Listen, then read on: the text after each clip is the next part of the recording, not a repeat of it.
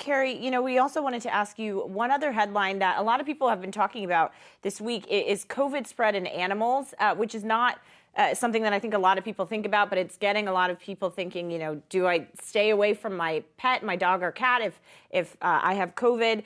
Can you talk to us about specifically what's happening with hamsters? I believe it's in China, and what epidemiologists are looking at when it comes to COVID spread in pets. Sure. So in Hong Kong, they did link an outbreak of COVID cases to a pet shop that was selling hamsters. There was an infected employee, and some of these smaller animals then became infected. And so what that says to us, first of all, is that there is human to animal transmission.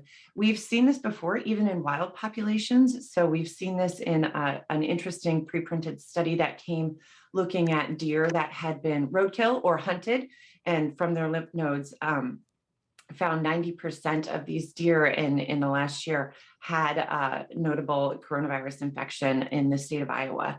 So we know that this SARS-CoV-2 virus is getting into animal populations. We see big cats, wild cats in zoos in South Africa. They just released another study showing transmission from handler to animals. So what we're concerned about is when viruses get established in animal populations, it makes it even harder to eradicate and control because reservoirs are created. So we're watching it closely.